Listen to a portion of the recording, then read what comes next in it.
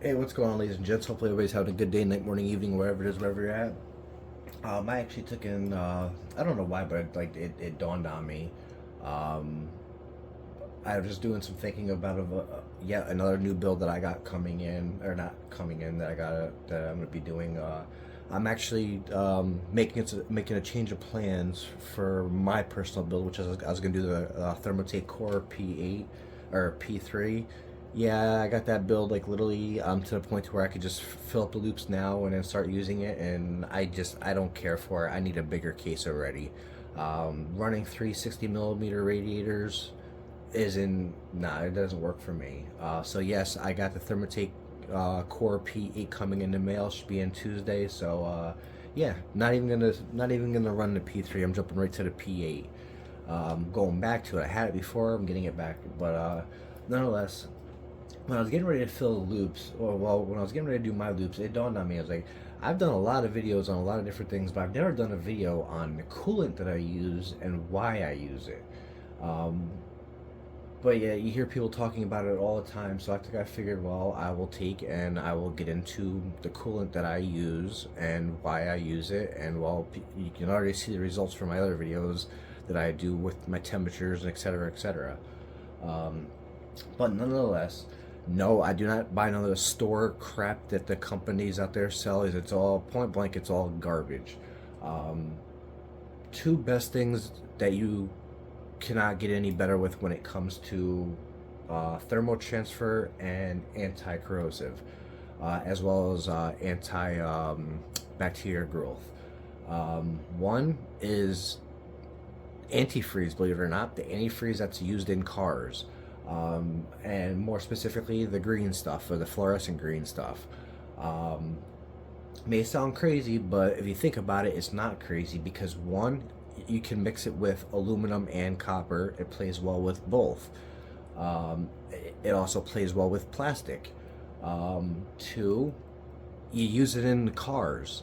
I mean, you're not going to get any more extreme than that when it comes down to temperatures, hot, cold, etc., etc.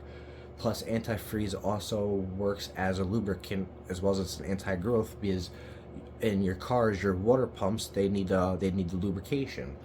Same thing like if you're running a D5 pump or a DDC pump, it needs lubrication on the peller, so the antifreeze helps there on top of the water.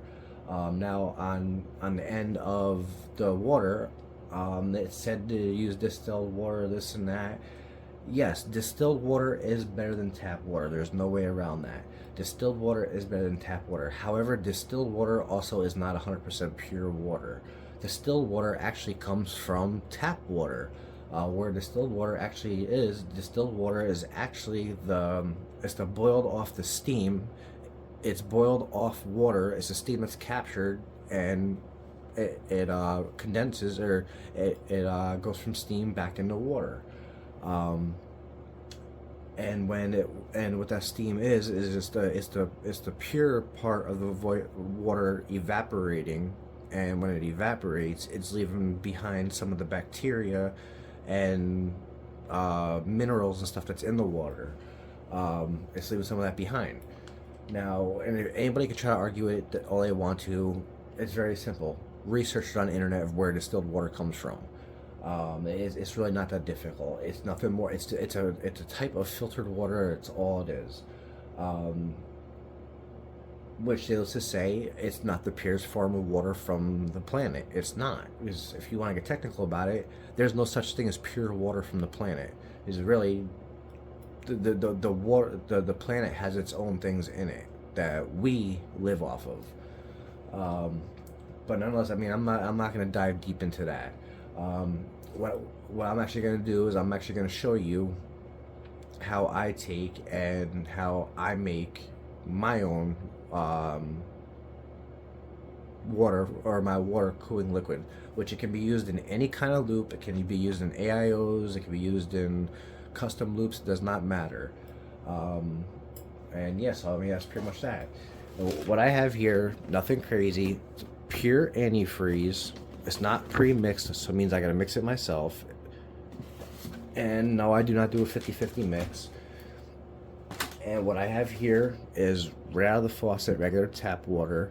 Nothing special at all. Which, for those of you who, since you guys ain't gonna be able to see, since you guys aren't gonna see me, well, since you guys aren't gonna see me or not able to see me pour this out of the faucet, I'll prove it to you that it's actually water. Is what I'll take and do is on camera. I'll take a mouthful of it. There you go. But there you go, just regular tap water out of the faucet, and here's my empty mixing bottle. So what I'm going to take and do is, yes, this is a customer's build. It's got a piece of plastic on it, so there's nothing that's going to happen at all. So what I'm actually going to take and do is I'm going to take my 1 gallon, and I'm going to pour this gallon in here.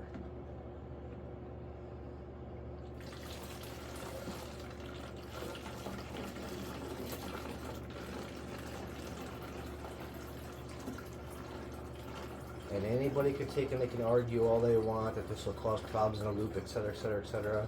I've never had a problem with any of my loops running this whatsoever.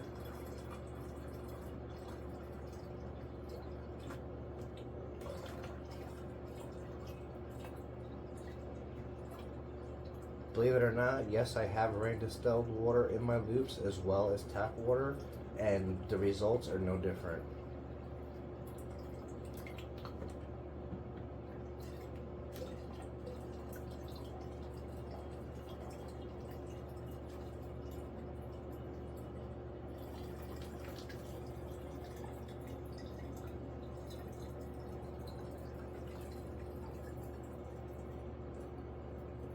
I'm actually not going to go to the full gallon because I want to have a little bit of room for the antifreeze. Which that should be good. So there, nobody can see. So nobody can say anything was done differently on camera. Now what I'm going to do is I'm going to pull my antifreeze into the mix, which here's my pure antifreeze. Not diluted, no nothing at all. Here's my pure antifreeze, and here's my measuring gig. I'm going to do about half of this container, which this container here is actually my water bottle, my bottled water bottle, which is one of these cut right in half, which the other half of that, I believe, I think, did I throw it out? Ah, there we go. Just so nobody could think anything's fishy, there's the other half of the bottle. I'm gonna take half of this bottle, fill half of this up with the antifreeze, pour it in there, stir it up, and then that's my mix. That's literally what I run. So do half of this, as you see, is pure antifreeze. Right there. That's it. Pure antifreeze. Now I'm gonna take that and pour that right into here.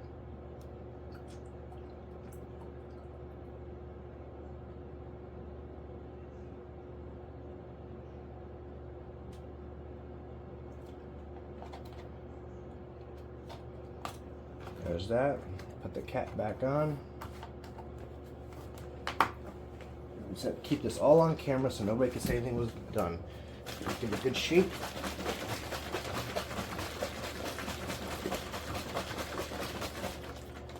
Got that shaken up good. Now I'm going to show you what it looks like when it comes out of here.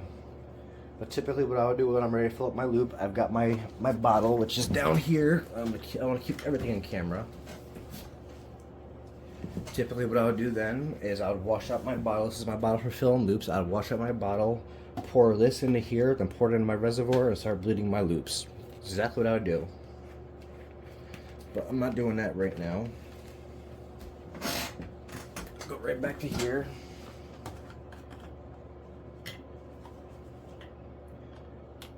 Now and there's my mix that goes into my loops. There you go. As you can see, I'll even turn the light on. Crystal clear. Perfectly fine to go in my loops. There's absolutely nothing wrong with that. No, I'm not going to drink that now for a simple fact it's got antifreeze in it. Yeah, okay, not happening. Then I'm going to pour that back into here. Now it's actually kind of cool because now I have this out of the way. I've got my mix made up for my loop. When I build my, when I rebuild my rig again for the umpteenth time next week, I've already got my water made now. As you've seen, again, pure antifreeze, concentrate, must add water. It's straight out. You see in the gallon of water, which I took a mouthful out of that to prove to you that it's regular water. And there's my mix right there that I already got mixed up now for when I build my rig next week. But like I said, anybody can take it, anybody can argue all they want about using tap water, distilled water, this and that. Give it a rest. People have been going back and forth with this stuff for years. I keep it simple. This gallon of antifreeze right here, I honestly don't even remember how much it cost me when I bought it at Walmart, because I bought this over a year ago. And you've seen how little of it that I actually use for one of these gallons for my loop. You realize if I took and I went out, you realize how many hundreds to thousands of dollars that I would have spent on the stupid coolants if I went through and listened to a water cooling company that is trying to make money off of selling coolant, making you think that it's something special when it's nothing crazy that you need. All you need is two things: water. And well, yeah, you can do distilled water. I mean, if you want to go to the store, you can take and you can buy the gallon of distilled water. I just use regular tap water. That's just me. It's never given me no issues. As the saying goes, if it ain't broke, don't fix it. Well, I've never had an issue with it. So that's just how that's going to be. But use regular tap water. It's free. Know the chemicals in the tap water do not affect my water loops whatsoever. Like I said, I've been running this stuff for years and years and years. The only time I ran the special company coolant was back when I first got into water cooling and I used an AIO. But the day that I ripped the AIO apart, I stopped using the companies and I jumped right to doing this. And this is what I've been running. And we're talking back, I want to say probably about a good 10, 15 years ago, legit. Never had a problem whatsoever with it. And when I came down to it, I was thinking about it, of a cooling solution, and I'm like, I don't want to spend money on the coolants from the company, so how do I get around it? What's the next best thing? And then it dawned on me.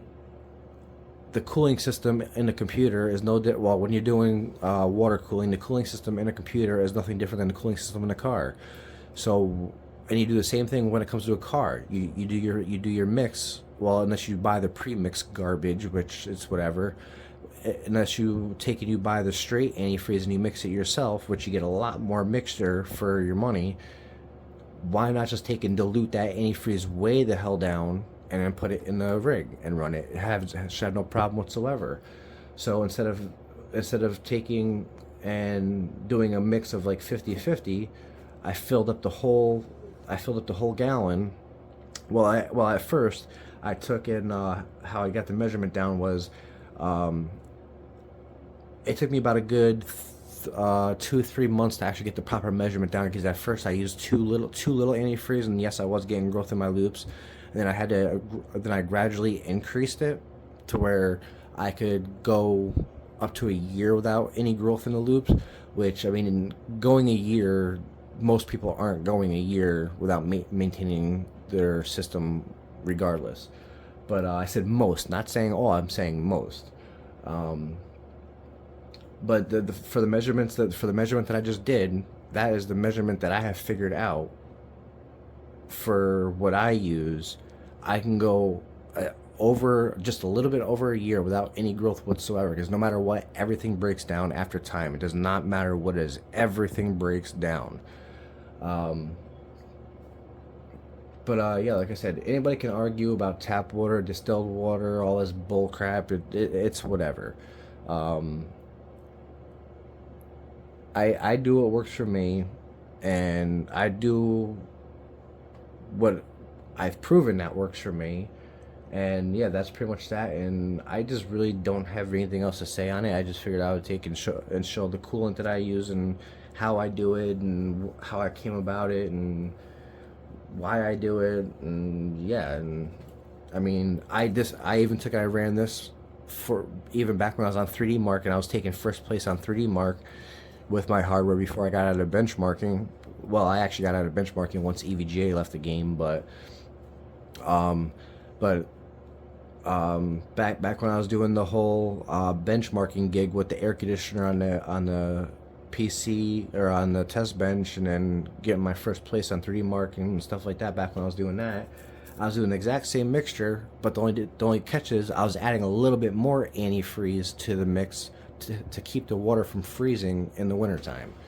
That was a very tricky mix to actually figure out. That was very, very tricky. It was so freaking nitpicky.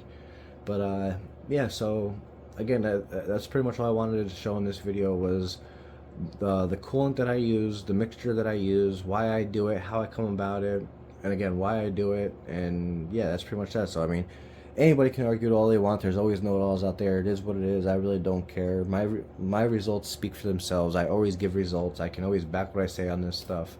I always end up doing it anyway. But yeah, without any further ado, we're just shy of 16 minutes in, so I don't want this video to go on any longer. Without any further ado, hopefully everybody's having a good day, night, morning, evening, wherever it is, wherever you're at. I'm out. Later.